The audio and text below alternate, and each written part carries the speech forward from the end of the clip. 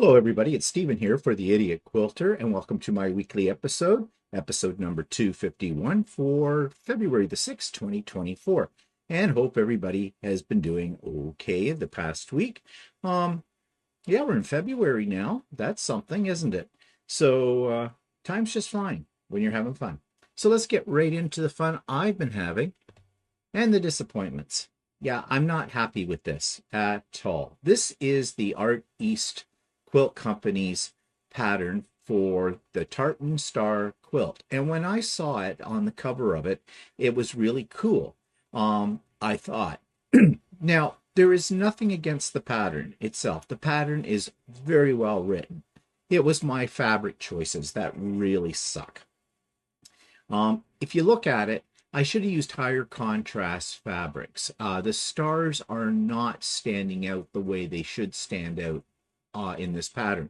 The other thing was I used fabric that was ombre fabric, and yeah, that didn't work.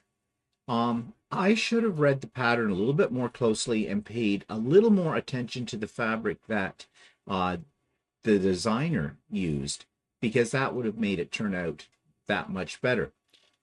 I like the colors, but I just don't like the fact that it's not making the stars pop. Now it's not quite done. This is the top. There's border pieces to go on it yet. And I'll be very honest about it. I am not that enthused with finishing this. But I'm one of those kind of people that when I start something, I have to finish it no matter what. And I am going to finish this one. Maybe it'll look a little better once I get the borders on. Now, the borders are pieced borders. There's more of those stars in the border. But I know I'm going to have the same problem. And it's all my fault. It's all my fault. I'm an idiot. Walter hates it. He just outright hates it. He told me that. He says he doesn't like the colors. He doesn't like anything about it. So I think what'll happen is, and I hate to say it, I agree with Walter. I do not like this quilt at all. Again, not a fault of the pattern, all my fault in my fabric choices in terms of colors. I mean, it's pretty, but it's just become nondescript because I didn't do those stars properly, get enough contrast. Okay, I'm dwelling on this because I'm really upset with myself. I really am about this. But then, I have learned here that, yeah, contrast is very, very important in a quilt, especially one like this. But I am going to finish it, as I said, and I will quilt it, and I may donate it to, like, I'm sure a Project Life recipient would probably love it. The colors are bright, kids love bright, and I was looking yesterday, I was going through some of my quilts, and I was looking for some that I could donate to Project Linus because, did I say Project Life before? That's back from my old scrapbooking days. I meant Project Linus. I just realized that. Anyways, I'm all over the place, aren't I, this morning? Okay, get with it. More coffee. That's what I need. Okay, back on track. All right, I said I'm going to finish it. I'm going to quilt it. I'm going to donate it. And if it goes to Project Linus, which is what I'm thinking right now, one of their suggestions is to make quilts for teenagers, because I'm making quilts for teenagers, to use bright colors, cheerful colors. Well, this is cheerful. The colors are cheerful in it. And I don't imagine a kid would really care that the stars don't really pop as they should. So yeah, it's not a complete waste of time or loss of fabric or anything like that. The other thing is about Art East quilts, yeah, is the tiny little pieces. I actually picked this pattern because it had a more traditional type block in it, and I figured there wouldn't be as many little pieces. Well, I figured wrong. There are a lot of little pieces, like well over 200, 300, 1.5-inch squares, as an example, and then others. John, the designer of these quilts, he's brilliant, he's very artistic, but he loves the little pieces. And I suppose he has to do that because most of his quilts have like characters or fun animals or things like that in them. And in order to get the design that he wants, probably has to design it with small little pieces to make it show up. But I don't like working with small little pieces. This is something else this quilt has definitely confirmed for me. Just don't like them. And why don't I like them? Well, there's a couple of reasons I don't like them. One, you're cutting forever. Okay, even with an AccuQuilt, which is what I use for this. Every piece on this has been cut with my AccuQuilt. And that took less time, but it still took a lot of time. And then you got to organize all those little pieces. Okay, so it's very easy to lose little pieces. So what I did was I bought little baskets at the dollar store, and I put, you know, the little pieces for fabric 1 in one little basket, and then fabric 2, fabric B, etc. And keep them all organized. So I have these little baskets with little pieces all in them. And the other thing is sewing them. If you are not accurate with your 1/4 inch seam allowance, if you're off even by a 1/16 of an inch, because there's so many little pieces that go into the construction of this quilt, things can go awry. It compounds. If you're out by 1/16 on some of the little pieces, when you start putting them onto other little pieces, it just multiplies how far out you are. So I don't enjoy that either. I mean, I try to do an accurate 1/4 inch seam allowance, like don't we all? But with little pieces, it seems to be much more difficult than it is with large pieces. So my hat's off to those people who do mini quilts, because wow, I thought about attempting one of those. No, I just have to admit to myself I am not a fan of little pieces. So anyways, that's that quilt. I'll show it to you when I get it, the borders on it and things like that, and get it quilted. And yeah, it has been a real disappointment for me, and not so much a disappointment in the quilt as a disappointment in myself. I've been doing this now for about 6 years. You'd think I would have learned.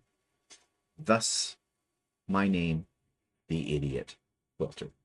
Okay, now this is Walter's. Oops, it's sideways. Let me come back to this. Okay, fix that. Now, you know, you go from the ridiculous to sublime, I guess. Now, look at this. This came out really, really nice. Now, this is just the top. He has to quilt it yet. But really, if I want to be really, really picky, some of his points are going to get lost in the binding. But that's not completely Walter's fault either. I hate to say that. The pattern was not written correctly. There was some problems with the squares, and Walter had to cut the squares down. And I didn't really tell him that when you cut down the squares, when you've got points that you have to take into consideration, you have to be careful when you trim up the block. But you know, is anybody going to really worry about that when he gets this completely done? I don't think so. He also says he's made a mistake because, and this is hard to see in this picture, and it's very hard to see it in real life with this quilt too. Each of those half square triangles that make up the blocks have 1/2 of the half square triangle from a strip set. And they didn't really tell you which way to cut those. So, and they do call it Scrappy HST quilt. But it bothers Walter. He wanted all of his stripes to go in one direction, and if you look at it, some they don't. Some are going horizontal, some are going vertical. Now, personally, I don't think that's a problem at all. And I don't think anybody else would really find that a problem. I don't know if anybody else would really notice it, because it isn't that noticeable. You have to really study it to see what I've just mentioned. But it bothers Walter. So anyways, we went to Kawartha Quilting on the weekend, and he picked out his backing fabric for this. So the next stage of this is to get it up on Lucy. I'm going to show him how to do that, how to get it basted on Lucy, and then let him have some fun doing an edge-to-edge design using Lucy.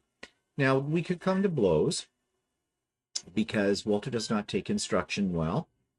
And so basically I'll be sort of supervising, just, to help him out with the buttons you have to push and that kind of thing. But that's up to him. Now, when will this get done? That's a really good question. Heaven only knows. Walter has to be in the mood. I'll just leave it at that. So anyways, that's what we have been up to, Walter and I, this past week. I've started another project, of course. It's another in the hoop table runner. I have nothing really to show you yet because I just did one block yesterday to see how it was going to turn out. I'm thinking of making this as a gift for my nephew in Australia. Take that with me. It's got kind of a Canadian look to it. So, I thought a little piece of home might be nice. It's got, some typical Canadian animals on it as well. And he does live out in BC. Well, he lives in Australia now, but, his family, my brother and sister-in-law and his other siblings all live out in BC. And, out in BC, there's mountains and there's bears and there's all kinds of things. And this table runner I'm putting together has all those elements as well. So a little piece of home for him. That's what I'm going to be working on next once I get this other monstrosity of a quilt completely done. Okay, so that takes me to what's been happening, what's going on. Sewing with Stephanie and Stephen Wednesday, as always, 9 a.m. start time. Come and go as you please. Link is in the show notes. I had a men's sew day on Sunday. Now there were not many of us, 7 in total, counting Walter and myself. There are more than that on my mailing list. I mean, it's not a huge mailing list, but there's more than that. When I first conceived of this idea, I had, a good number of guys say yes, they definitely were interested and want to come. Well, we're not getting those guys. I've heard nothing from them since, basically. A few of them showed up once, never came back. I don't know if we scared them off. I scared them off, whatever. They're just busy. And I'm going to say something now that, and why wouldn't I? That you might find, I don't know, negative. And it is negative.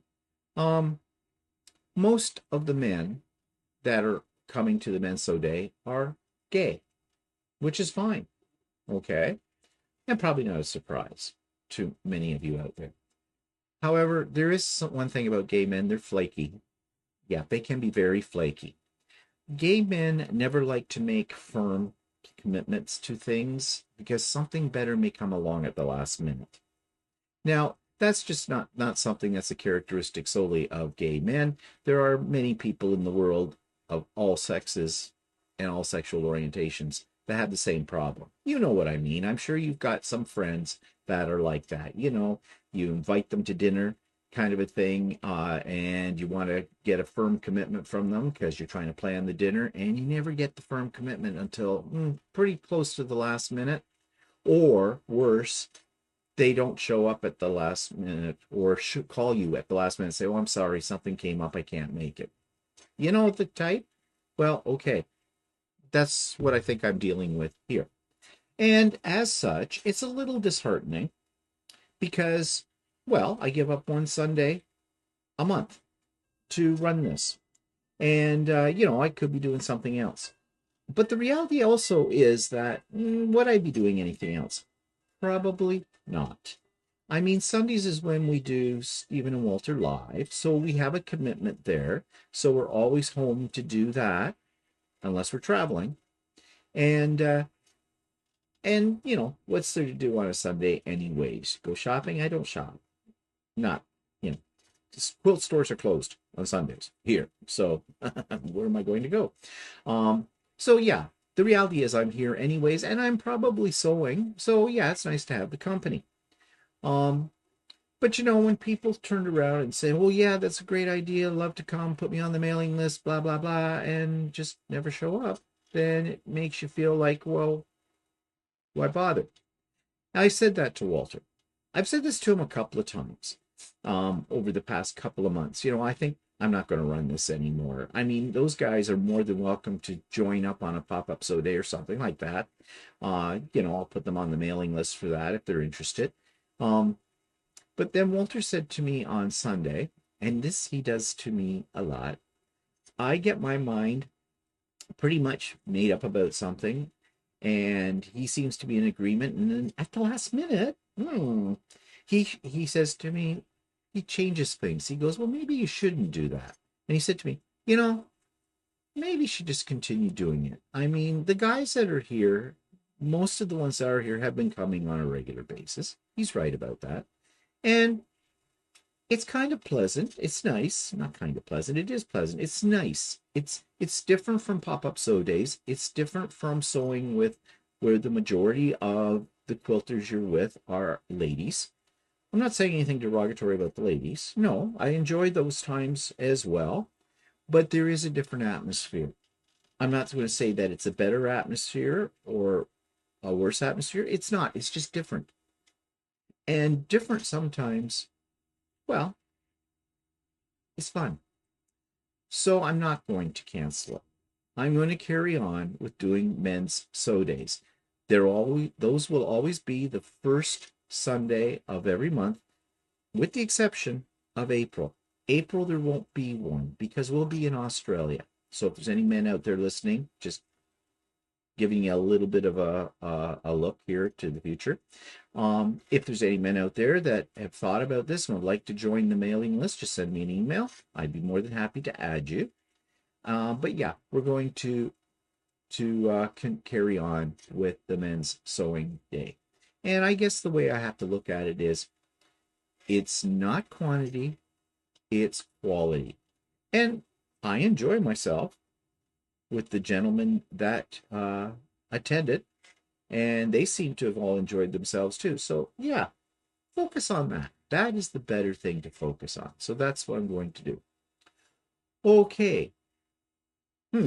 Before everything I've been talking about today sounds like a disappointment to me, well, men's sewing day, that kind of thing, let's talk about the big event, 10,000 Bash, happening this coming Saturday, which is February the 10th, starting at 8 a.m. in the morning. I have changed a few things. Well, before I tell you what I've changed, I'm full. There are I had 96 places available. All 96 are full. So registrations are now closed. Okay, so sorry if you didn't get around to registering. I always say, if you snooze, you lose.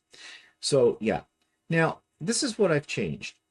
I had mentioned earlier when I first put out that I was going to do this, that I would, if people had to leave, then their spot would become open, and I would have people come who didn't sign up for it, who didn't get a chance to sign up for it.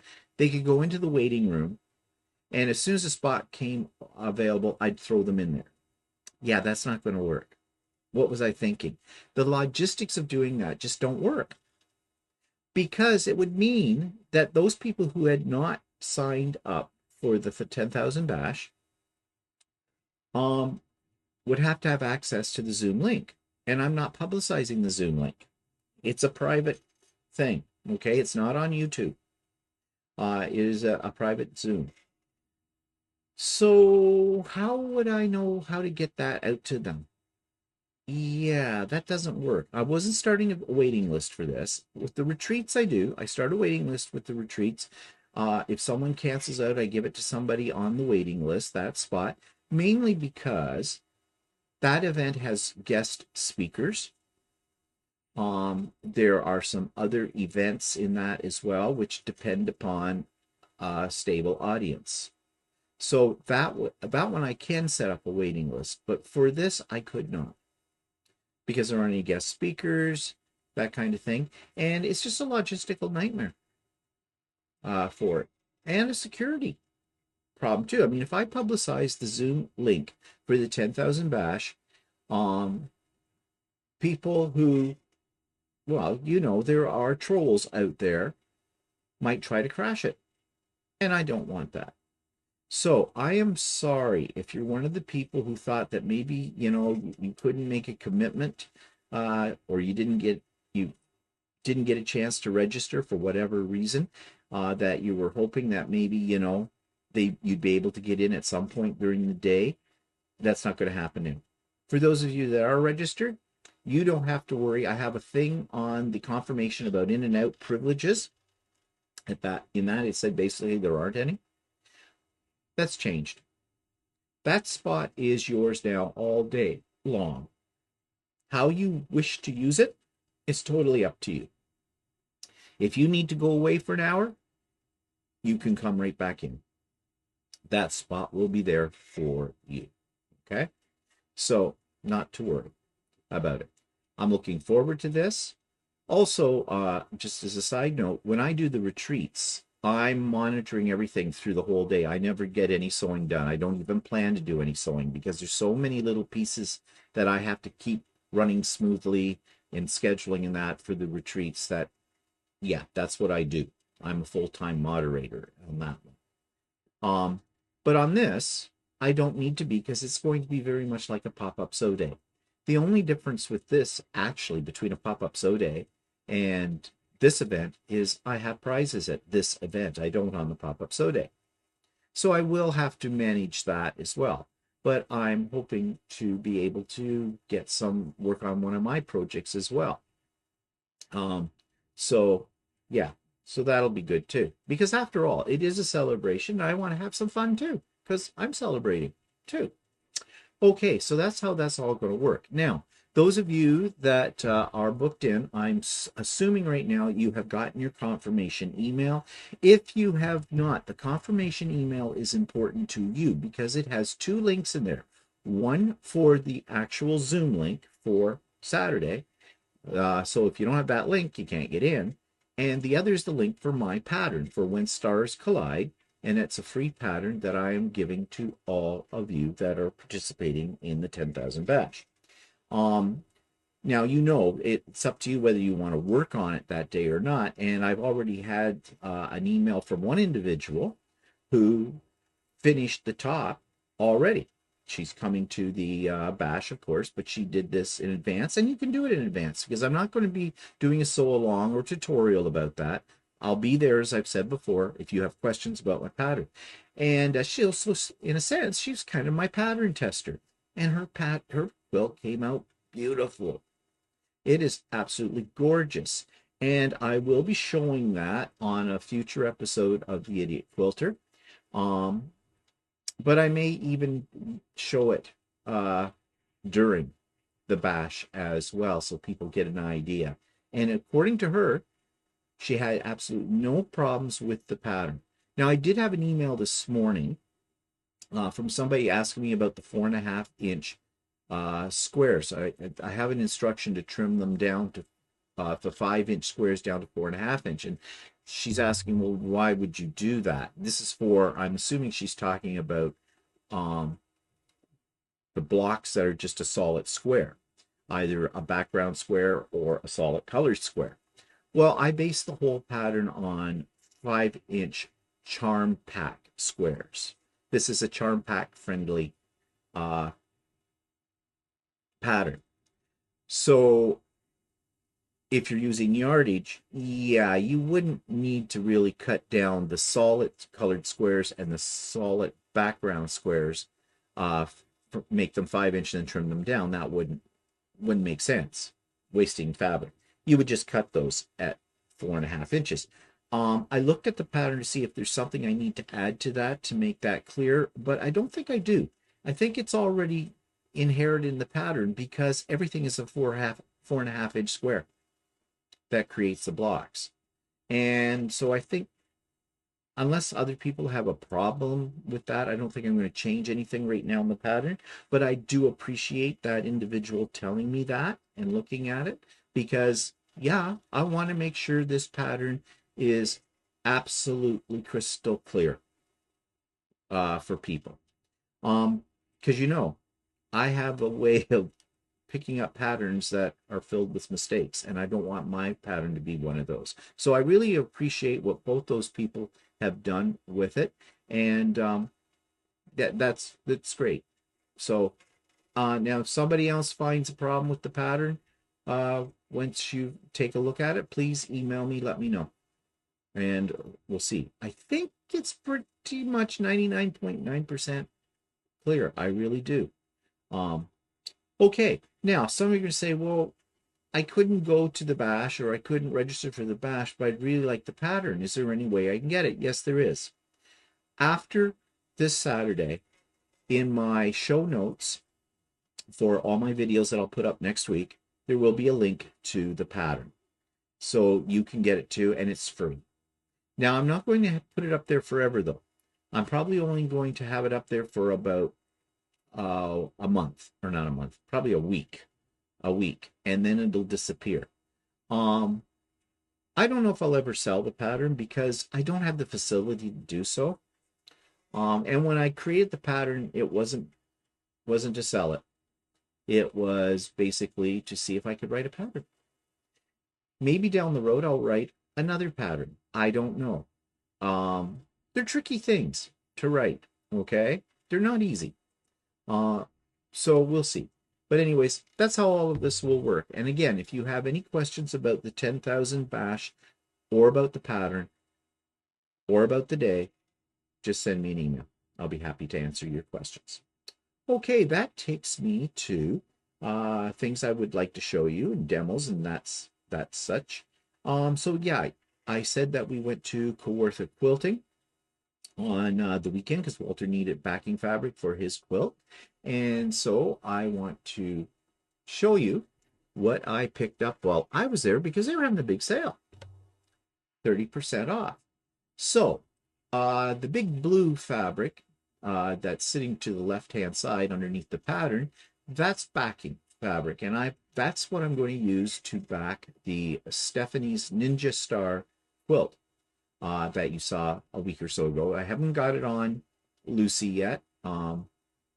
Maybe tail end of this week, I'll take one day and get it on there, and I'm going to do custom quilting on that, as you know. So this is the backing fabric I'm going to use. But what do you know? Backing fabric was not 30% off, and their backing fabric, they have a good selection of backing fabric, like the wide backing fabric, 108, but it's expensive. This one was $29.99 Canadian a meter, and I always buy 3 meters when I'm backing quilt. But that was one on the cheaper end. I looked at another one that was sitting right next to it that I liked as well, but it was $39.99 a meter. So when you're getting 3 meters, well, you do the math. Okay, well over $100 for backing fabric. So yeah, if I have one criticism of Kawartha Quilting, it's the price on, well, their price on fabrics are all at the upper end. However, their selection of fabrics, as you see on the right-hand side, they tend to get the newest trends in fabric, and these 3 fabrics to the right are Dan Morris. I am in love with Dan Morris designs. I have some of his other fabrics. In fact, the fabric that's in the quilt I don't like that I'm working on right now is actually Dan Morris as well. But they had some there, and because it was 30% off, I bought 3 different ones, all in the same style, but in different color way, and bought 2 meters of each. So actually that worked out to be a really good price because I think this was $23 a meter regular price. So basically I got over $6 off per meter on these. So this worked out to more like about $16 Canadian a meter, which is, for us in Canada, that's a really good price. Yeah. Now, there's a little pattern here with a horse on it. They had a quilt on display that I really loved, and it used this pattern, but it was in different colors and it used a different panel, and I really liked it. And it got me thinking, well, I've got some panels here. In fact, I have one in particular that I'm thinking of that I would like to use that pattern on. It'll be different colors the whole bit. In fact, it is in one of my project boxes. I have all this fabric all laid out in there. I hadn't cut any of it yet for a totally different pattern, and I've had it there for quite some times. It has a very steampunky look to it, and I like steampunk. But I've had this project box all with all the fabrics in it for well over a year and never got to it. And then I discovered, again, always read your pattern, that it wants you to do some fussy cutting on some of the fabric and applique. And I'm really not interested in doing applique on this particular quilt. And I didn't realize that at the time when I got the pattern and all the fabric. So that's why it's been sitting there. And now I could do it without the applique, but the applique does give it a little bit different dimension. But then when I saw this pattern and saw the sample they had in Kawartha Quilting, I knew exactly what I wanted to do. So I'm not going to do the original pattern that I bought for those fabrics. I'm going to do this one instead. And I think that's going to be my next project after I get the ugly quilt I'm working on done, and possibly the table runner done as well. So yeah, that was my haul from Kawartha Quilting. Okay, so that takes me to a little short video clip. I actually put this video clip up as a short, but I don't know if you saw it. I'm going to put it in here again because I've been talking about doing some customized quilting with Lucy on the Stephanie's Ninja Star quilt. And so I experimented, as you know, I talked about it last week a little bit, and I just thought I'd just show you, just for fun, Lucy at work. So today I'm playing around with Lucy, and I've owned my long arm, which is called Lucy, for over 2 years, and I have never done custom designs. Well, today I have spent the day learning how to do customizations using QuiltPath, a computerized program that goes with my Lucy. And I'm absolutely fascinated with what it can do. And as you can see, I've been having a lot of fun playing around with this. So watch for videos coming up where I start to show in more detail how to customize your quilting using QuiltPath, the computerized program on your long arm. So that takes me to Subscribers Quilt of the Week. This comes from Lisa F. I don't know what Lisa's last name is. She just signed it Lisa F. So here's her wonderful creation. This week's quilt from subscriber comes from Lisa F. I'm not sure what Lisa's last name is. She just signed it as Lisa F. But anyways, let's take a look at her beautiful creation. And she says, after seeing Shannon's quilt pattern, I wanted to share mine. This was supposed to be a practice applique and an FMQ piece to grow my skills. I loved it so much I decided to keep it as a wall hanging. And yeah, this is beautiful. So as you know, Shannon created a foundation paper piecing pattern that she had us do, those of us that had signed up for the virtual retreat that she and Stephanie were holding back a couple of weeks ago.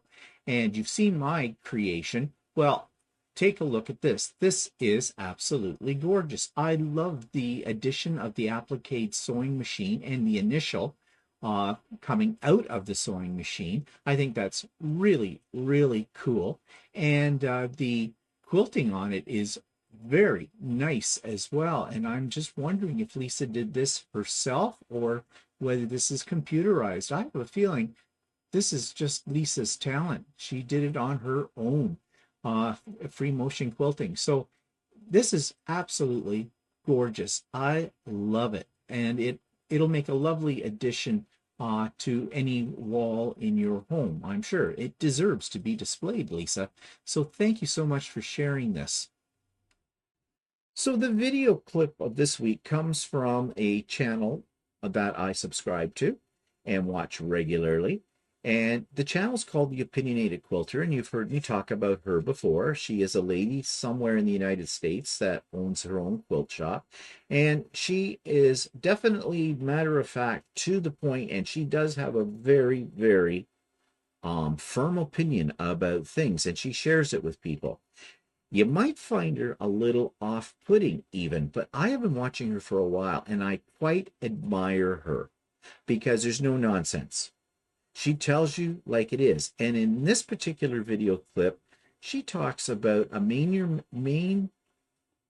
manufacturer of long arm machines, Gamel. And she talks about how they have gone downhill when it comes to customer service. And she gives very logical explanations for all of this. So here's my review of that clip. This week's video clip from a YouTube channel comes from the Opinionated Quilter, and you really need, if you haven't already, to check out her channel. She gives her thoughts about various topics and a lot of tips and tricks. Her demeanor is very matter of fact, but she definitely gets her points across. And this is another one of her videos that I really enjoyed because she's calling out a large company in terms of their customer service. And you know, I'm big about customer service. I judge a quilt store or a website primarily on their customer service. But she really does call out Gamel on this one. So if you have a Gamel long arm, you might want to listen to this or watch this. She does it in a very organized way, and she is not being overly opinionated. Yes, it is her opinion, but she's not slamming them. She's showing you what she experienced and why it's a problem, and she even offers a solution as well. So if you own a Gamel machine, or any long arm machine for that matter, or anything you might own, you might want to watch this video to get some ideas on how to handle bad customer support. So that takes me to future project, and this is the Northwoods Table Runner by Designs by Juju, which is the one I was talking about earlier. That's going to be my next project, the table runner I'm making for my nephew as a gift. So here's what that's all about. This week's future project is one I just purchased because it was on sale, and I love a good sale. And this is an In the Hoop project for making a table runner. It's called the Northwoods Table Runner, and it's by Designs by Juju, and it was on for about 45% off.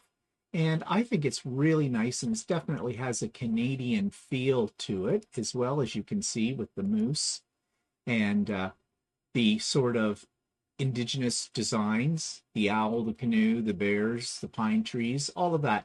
I just thought this was a really fun little table runner, and I'm thinking that this might make a nice gift for somebody who's you know, looking for something fun to put on their table, maybe during a special dinner with family, or outside on a table for, you know, a barbecue or something like that.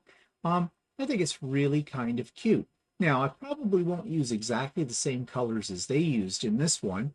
And you could also take the individual blocks and use them in a larger quilt as well. So I'm thinking there's a lot of potential here to make this into a table runner, placemats even, a wall hanging, even a quilt. So, you know, a lot of bang for your buck if you want to look at it that way. So this is Designs by Juju, Northwoods Table Runner.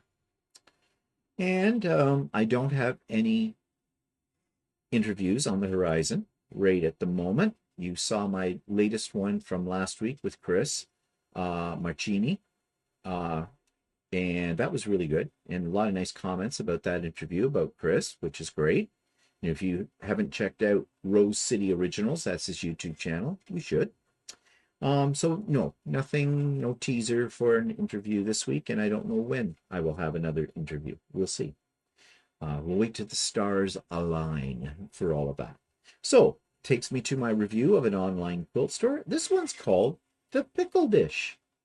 This week's online store is kind of a, well, I debate whether I should even review it, because as you can see on their front page, they're closing, which is sad that another store is going out of business.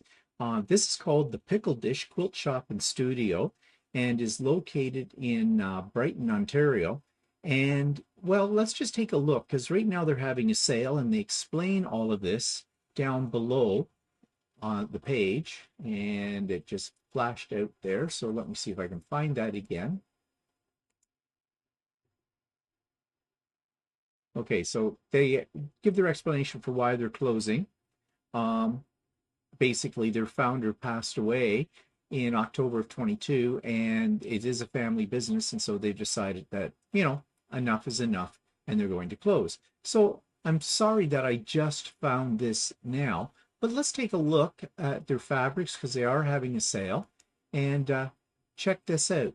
So their fabric is organized by 108s, batiks, by collection, etc., and by design.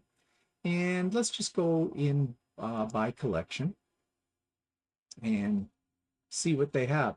Now, I am assuming that maybe their selection is probably getting depleted because they are going out of business, and they're probably trying to sell off a lot of their things that they have. Actually, this one caught my eye because it's gnomes. Let's click on that.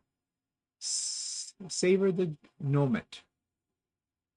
$21.50 is their price. This does not say that there's any sale on these prices right now, so I'm assuming that's $21.50 per meter. Okay, they are on the upper end of the scale when it comes to price. And as I said, I don't know if these are on sale or not since they're going out of business. Okay, so let's go back. I really don't like their interface on here because it's a little bit cumbersome for finding things. Products, fabric, go back into that. They have batiks. Let's just check the price on batiks. $19, $18, $21.50. So it ranges, it looks like. Oh, there's something on sale. Okay, for $9 a meter. And I am assuming this is all by meters. Yes, it is. So that's a good thing. All right, let's look at, it looks like they're a handy quilter dealer, or were. Click on all products, see what they have. They have kits, clearance, notions, bundles. Let's check out the bundles. And 2 bundles. And that's about all they have. Again, this could be, maybe they have more, but now they're depleting their inventory since they're closing out. Don't know for sure. Let's see. Let's go back to all products. Let's check kits. Have a few kits available. A couple of first one on sale. Yeah. Again, not a lot there to pick from. And I guess they had classes, Table Runner of the Month, upcoming classes. Well, yep.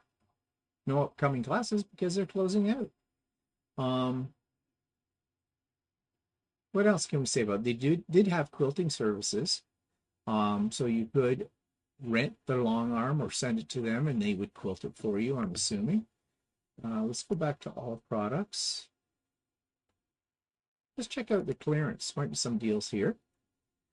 Well, anything grabbing me? Not really. Prices vary. Not, well, some things are 50% off, but other things are only maybe 10 to 15% off. So I guess you have to hunt through here and see what they have.